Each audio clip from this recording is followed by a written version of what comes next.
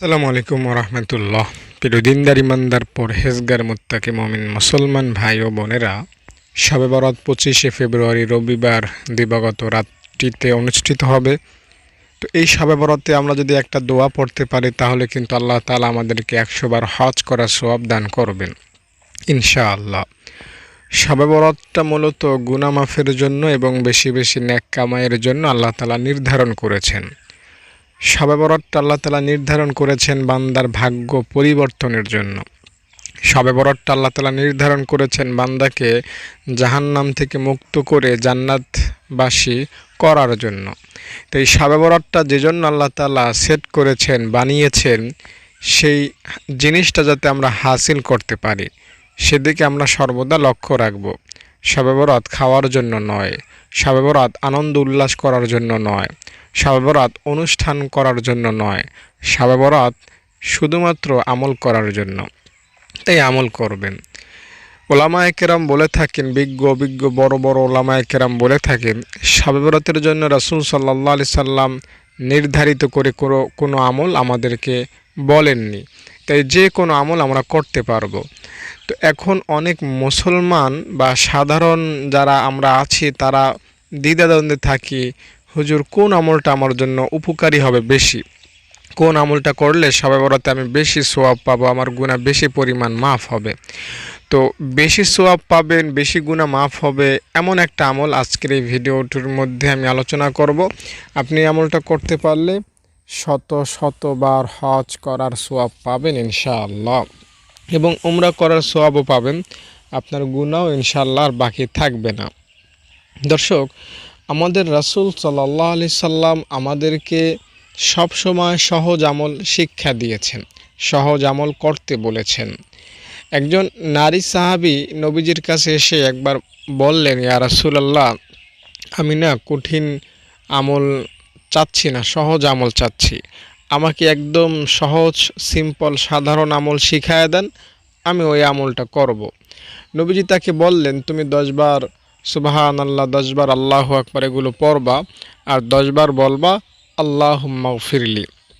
এই দোয়াটা নবীজি তাকে 10 বার পড়তে বললেন, এবং নবীজি তাকে বলে দিলেন যে তুমি যদি এই দোয়াটা 10 বার পড়ো, আল্লাহ তাআলা তোমার জন্য 10 বার ঘোষণা দিবেন যে বান্দা, আমি তোমাকে মাফ করে দিয়েছি, আমি তোমাকে মাফ করে দিয়েছি, আমি তোমাকে মাফ করে দিয়েছি, আমি তোমাকে মাফ করে দিয়েছি, আমি তোমাকে মাফ করে দিয়েছি, আমি তোমার সব গুনাহ মুছে দিয়েছি, আমি তোমার সব পাপগুলো ধুলে মুছে একদম পরিষ্কার করে দিয়েছি, আমি তোমার আমলনামার মধ্যে কোনো গুনাহই বাকি রাখি নাই, এখন তোমার আমলনামায় শুধুই সওয়াব আর সওয়াব।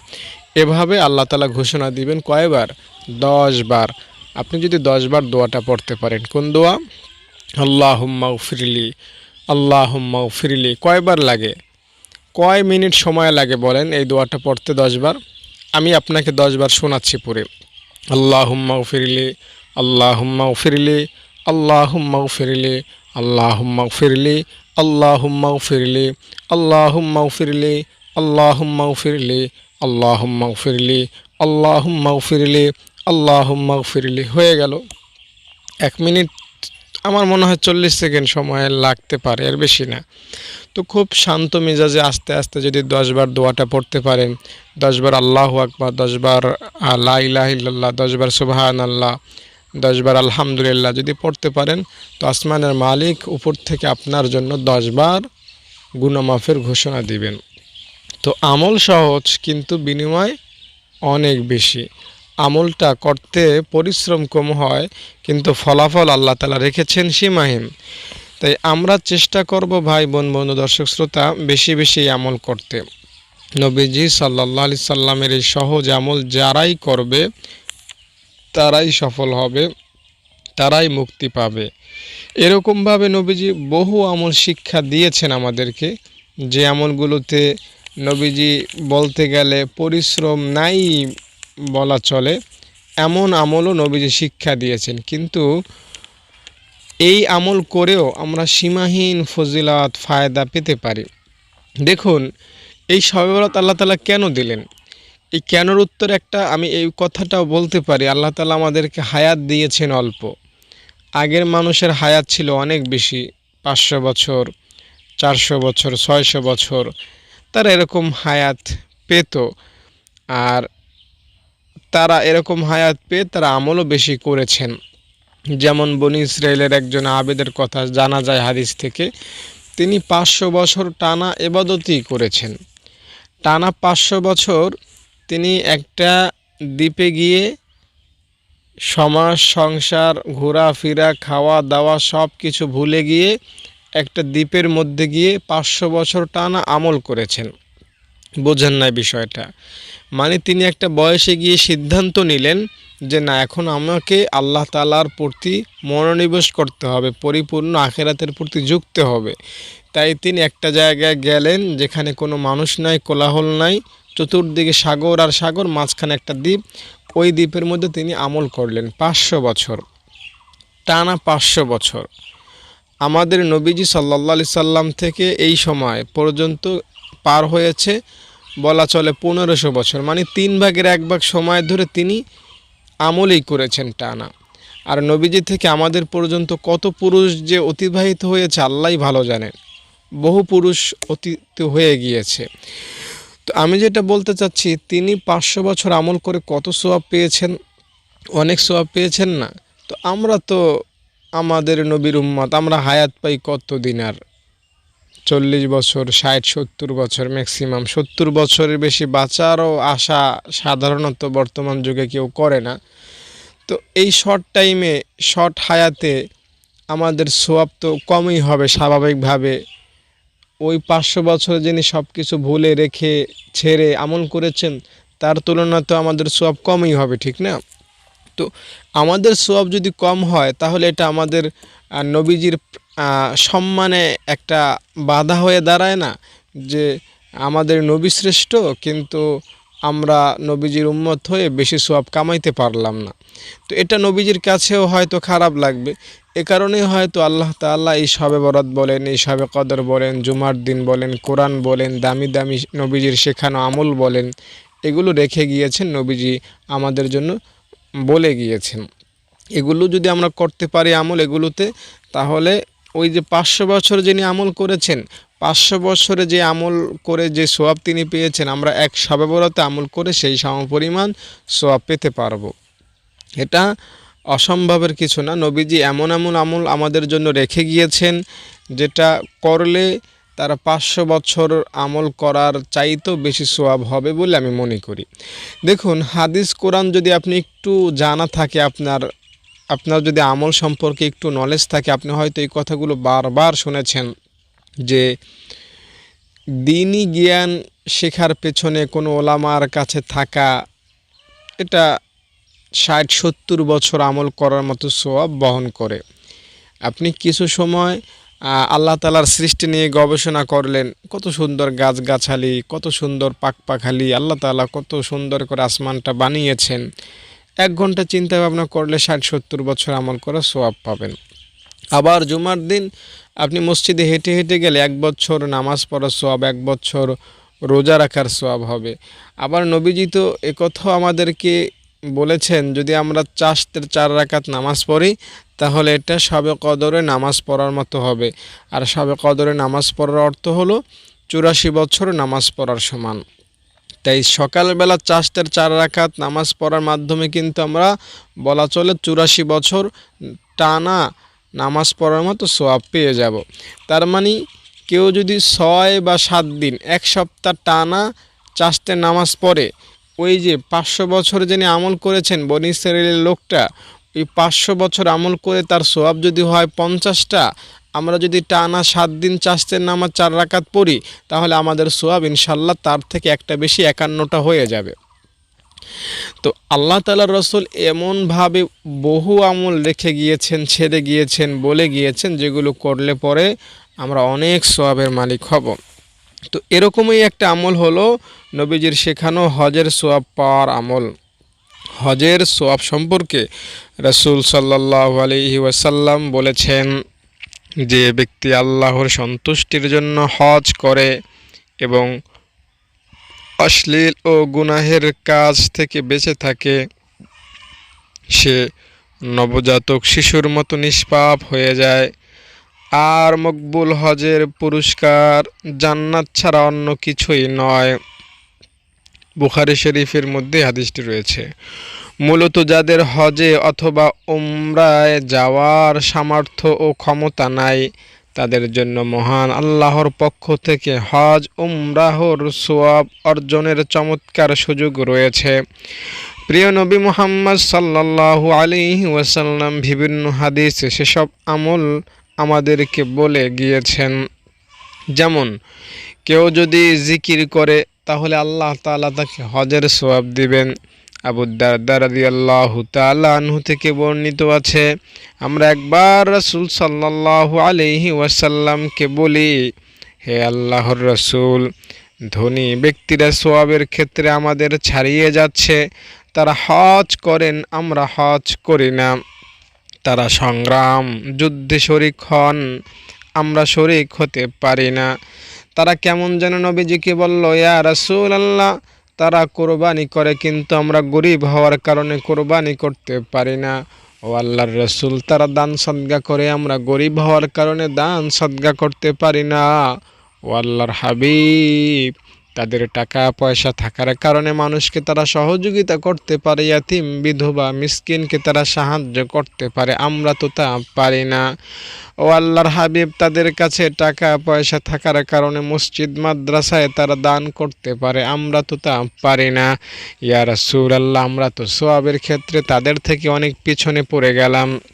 তখন রাসূল সাল্লাল্লাহু আলাইহি ওয়াসাল্লাম বলেন, আমি কি তোমাদের এমন আমলের কথা বলবো যেটা তোমরা করলে তোমরা তারা যে আমল করে তার চেয়ে বেশি সওয়াব পাইবা। ও আমার সাহাবীরা, তোমাদের যে অভিযোগ, সেই অভিযোগের একটা সমাধান আমি তোমাদেরকে বলে দেব কি? এই সমাধানটা যদি তোমরা মানো, তাদের চাইতেও বেশি সওয়াব তোমরা পেয়ে যাবা। তখন সাহাবায়ে কেরাম বললেন, ইয়া রাসূলুল্লাহ, বলে দিন। নবীজি বললেন, প্রতি নামাজের পর তোমরা 34 বার আল্লাহু আকবার পড়বা, 33 বার সুবহানাল্লাহ এবং আলহামদুলিল্লাহ 33 বার পড়বা। তাই আমরা যদি শবে বরাতে নামাজের পরে, বিশেষ করে মাগরিবের নামাজ এবং ইশারের নামাজ এবং শবে বরাতের যে সকল নফল নামাজ আছে, নফল নামাজের পরবর্তীতে যদি আমরা এই তাসবিহগুলো পড়ি, তাহলে আশা করা যায় ইনশাআল্লাহ আল্লাহ তাআলা আমাদেরকে হজের সওয়াব দিবেন এবং কোরবানি করার সওয়াব দিবেন, দান খয়রাত করার সওয়াব দিবেন ইনশাআল্লাহ। আর এই বাক্যগুলো পড়লে আপনার গুনাহ মাফ হয়ে যাবে।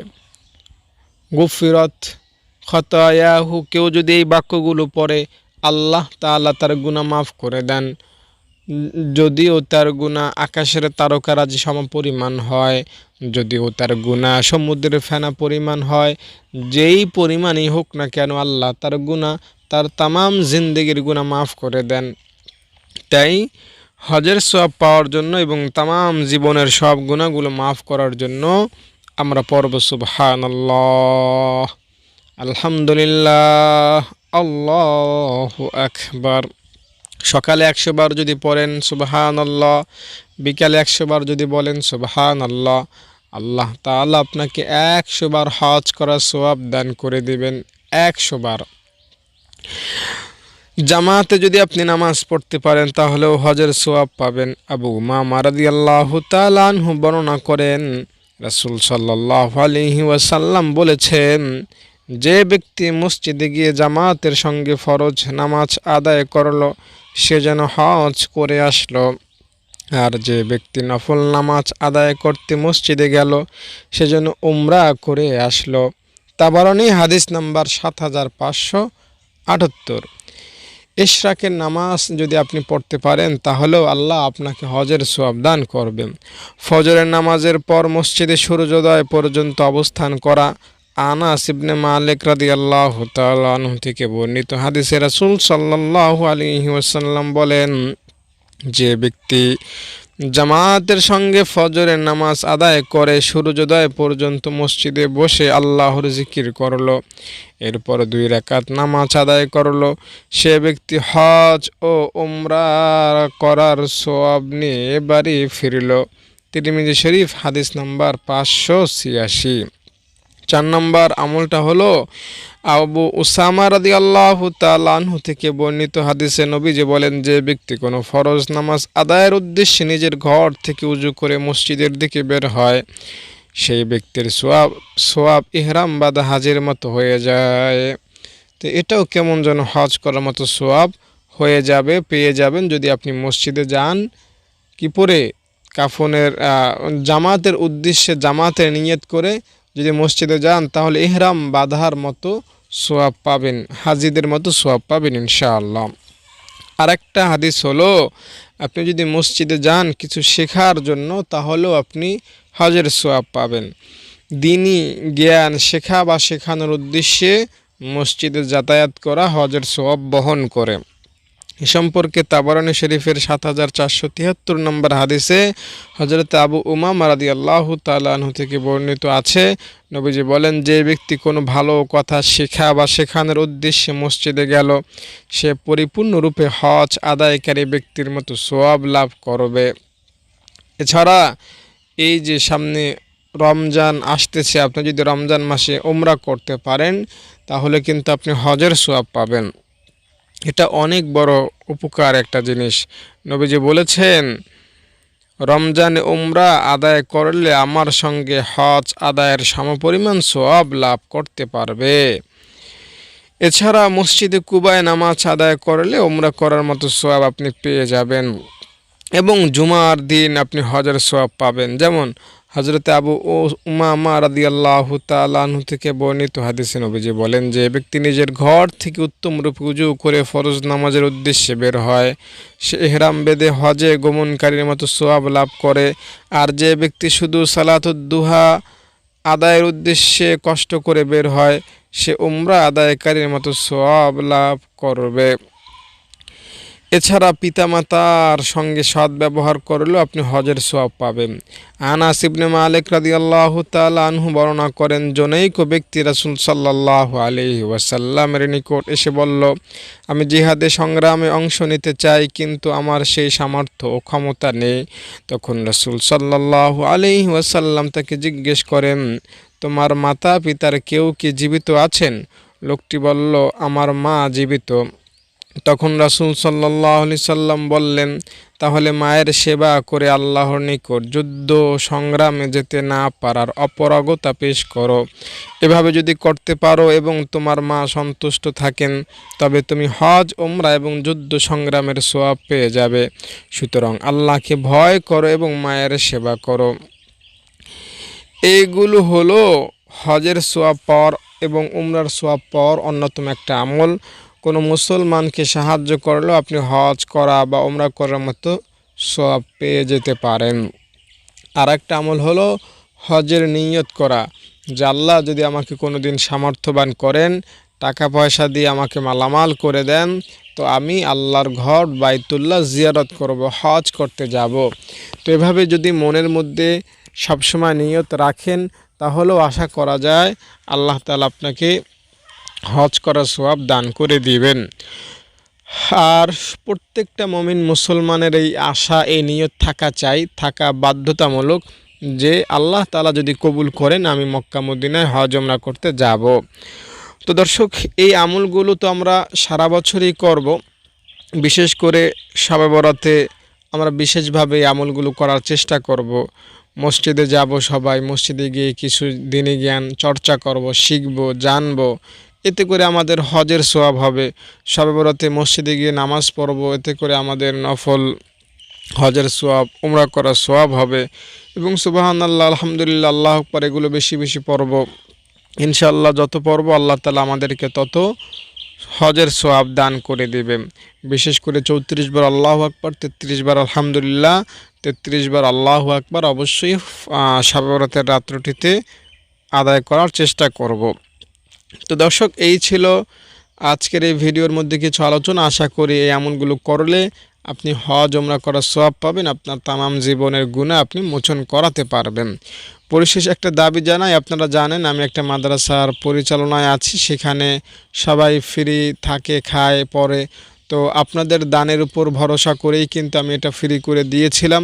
তাই আপনাদের কাছে অনুরোধ রইল, যারা দানশীল আছেন আমাকে একটু ফোন দিবেন মাদ্রাসার খোঁজ খবর নেওয়ার জন্য। আপনারা দান করবেন। ভালো থাকেন, নিরাপদে থাকেন, সুস্থ থাকেন। আসসালামু আলাইকুম।